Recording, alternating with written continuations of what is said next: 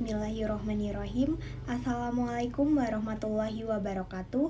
Allahumma sholli ala sayyidina Muhammad wa ala ali Muhammad. Yang terhormat kepada Bapak Lukman Hakim SPD MM selaku Ketua Madrasah MAN 1 Bandar Lampung. Yang terhormat Ibu Duyanti Martalena selaku Wali kelas 11 MIA 3 MAN 1 Bandar Lampung.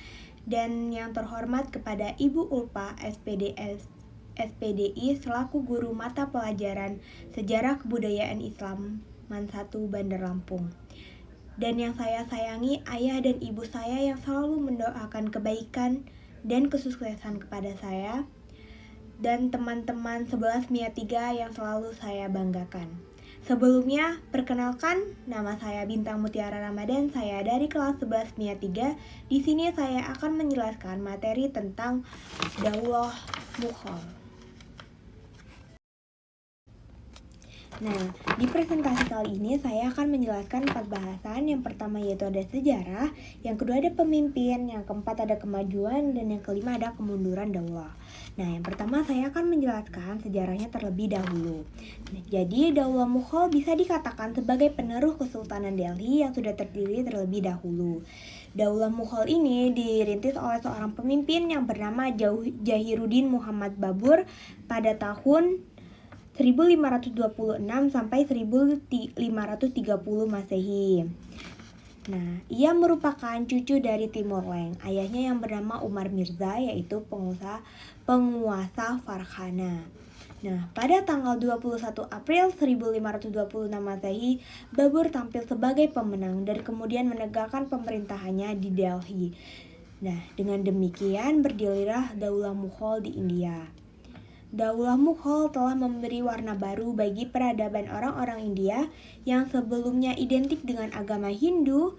Walaupun Babur bukan orang India asli, tetapi ia adalah peletak peradaban Islam yang baru di India. Setelah itu saya akan menyebutkan tentang 9 pemimpin Daulah Mughal. Yang pertama ada Jahiruddin Muhammad Babur, yang kedua ada Humayun, yang ketiga ada Jalaluddin Muhammad Akbar, dan yang keempat ada Naruddin Muhammad Salim, yang kelima ada Shah Jahan, dan yang keenam ada Aurangzeb, yang ketujuh ada Bahadur Shah, dan yang kedelapan ada Jahandar, dan yang kelima ada Bahadur Shah. Nah, masa kemajuan peradaban ini ditandai oleh 4 bidang. Yang pertama ada bidang politik. Nah, yaitu ada perluasan wilayah. Pada masa Daulah Mughal, ia berhasil menguasai wilayah yaitu ada Chandar, Gond, Chitor, Randat, Kalinjar, Gujarat, Surat, Bihar, Bengal, Kashmir, Orissa, Deccan, Gawilgan, Narham, Ahmad, dan Asirgah. Dan pemerintahan di daerah dipegang oleh seorang Sipah Salar yang disebut dengan kepala komandan, dan sedangkan subdistrik dipegang oleh Faujdar komandan, dan jabatan-jabatan sipil juga diberi jenjang kepangkatan yang bercorak kemiliteran. Pejabat-pejabat pada masa itu diharuskan mengikuti latihan kemiliteran. Dan pada masa Akbar menerapkan politik toleransi salakul universal. Dengan politik ini, semua rakyat India dipandang sama atau sederajat. Mereka tidak dibeda-bedakan karena perbedaan etnis maupun agama. Politik ini dinilai sebagai model toleransi yang pernah dipraktekkan oleh penguasa Islam. Pada masa Akbar terbentuk landasan institusional dan geografis bagi kekuatan imperiumnya yang dijalankan oleh elit militer dan politik pada umumnya, terdiri dari pembesar-pembesar Afgan, Iran, Turki, dan Muslim asli India. Terus yang kedua di bidang ekonomi. Terbentuknya sistem pemberian pinjaman bagi usaha pertanian. Jadi setiap perkampungan petani dikepalai oleh seorang pejabat lokal yang dinamakan Mukodam atau Patel. Kedudukan yang dimilikinya dapat diwariskan bertanggung jawab kepada atasannya untuk menyetorkan penghasilan dan menghindari tindak kejahatan.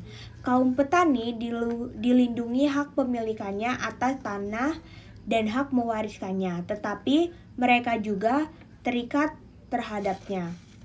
Pada masa Akbar, konsesi perdagangan diberikan kepada The British East India Company, yaitu perusahaan Inggris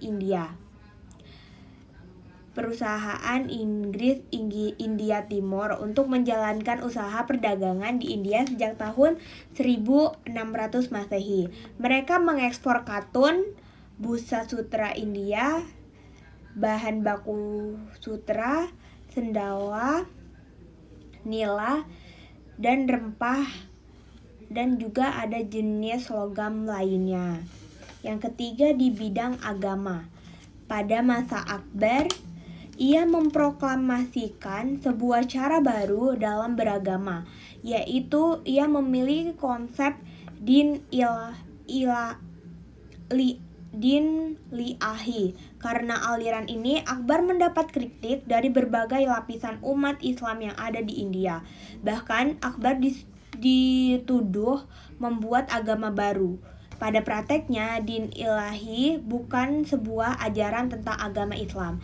Namun konsepsi ini merupakan upaya untuk mempersatukan umat-umat beragama di India, atau bisa juga jadi ia tuh saling bertoleransi terhadap sesama. Yang keempat itu di bidang seni dan budaya. Munculnya beberapa karya sastra tinggi seperti Padmavat yang mengandung pesan kebajikan manusia, gubahan Muhammad Jayadid, seorang penyair istana.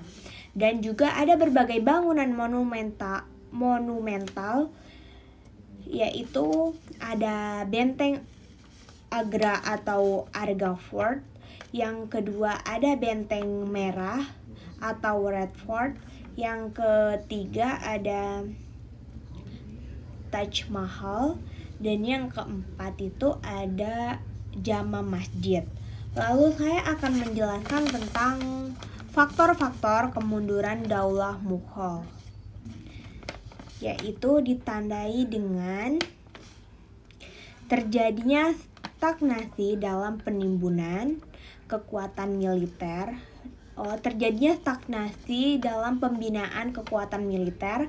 Yang kedua ada kemerosotan moral dan hidup mewah di lingkungan istana yang mengakibatkan pemborosan dalam keuangan.